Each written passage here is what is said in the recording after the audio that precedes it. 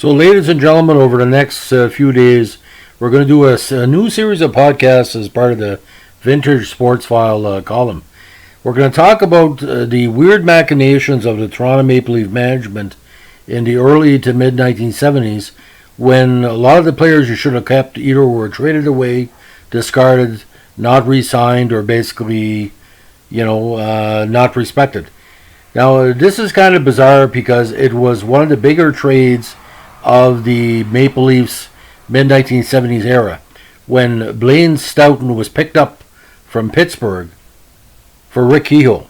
Now, we all know Rick Kehoe went on to a great NHL career, and the talent of Blaine Stoughton, we're going to talk about that in this podcast. He was drafted 7th overall by the Penguins.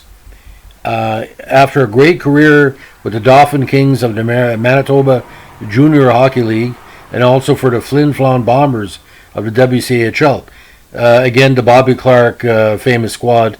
In 73, which was his draft year, of course, he got 58 goals and 60 assists in 118 games. Now, this drew a lot of interest. Penguins took him 7th overall, while the Nordiques took him 14th overall. Now, Pittsburgh really didn't know what to do with him, so he eventually made a deal for Kehoe and a draft pick situation. Kehoe won the Pens, Stoughton and the draft pick came back, and although Toronto had a good first season with them, and 4 goals in the playoffs as well, he didn't really seem to fit in. Decided to jump to the Cincinnati Stingers of the WHA, where he really opened out, ladies and gentlemen. Now, he played on a very controversial name line that was called the LSD line, with Rick Leduc, Rick Dudley, and himself. Now, the next year, unfortunately, Stoughton really had a hard time dealing with the restrictive defensive style of new coach Jacques Demers, who moved over from the AFCO champion Quebec Nordiques. He fell into a slump and was traded to the Indy Racers by mid-season. Now, when the Racers folded in '78, he was signed by the Whalers, where he played on the third line with Mike Rogers, another great offensive threat, scoring 19 goals. But as soon as Hartford came in the NHL, ladies and gentlemen, he really opened out. He became an all-star and was the leading goal scorer in the NHL in 1980, which is now the most Richard trophy. He had 56 goals in that campaign, 100 points, and Hartford, you wouldn't think the Hartford Whalers of the early 1980s would be such an offensive threat, but they were. But the problem is Hartford wasn't making the playoffs. He had consecutive seasons of 56 goals, 43, 52, 45, and 23, until he was dumped off to the New York Rangers. And by 85, he found himself in the minors and he couldn't get back to the NHL. Now, Poe's hockey career, he became the head coach of the University of Cincinnati for a short while. But we always wonder why this Manitoba Hockey Hall of Fame member was kind of rode out of town in Pittsburgh and in Toronto. Pittsburgh really didn't give enough of a chance.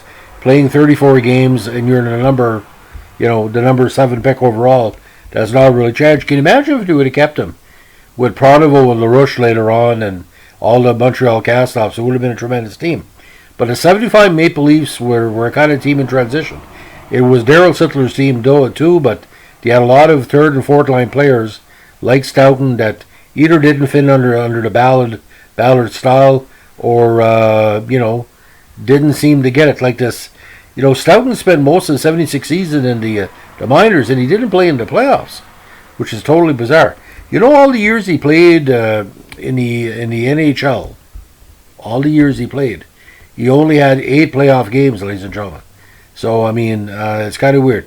So final totals: 258 goals in 526 NHL games for 449 points, and 89 goals in 219 WHA contests. So again, 350 pro goals in the playoffs in the regular season. But that 4-year stretch where he scored almost 200 goals for the Whalers, where the Whalers offense was pretty well him, Mike Rogers, and filler, Pat Boutet and a few others. It was pretty weird. And he never really got himself part of the Adams Division side, because by the time '84 came around, he was no longer in Hartford. So anyway, Thanks for listening, and we're going to talk about Rick Kehoe and some other Toronto Maple Leafs mistakes in future podcasts. Bye.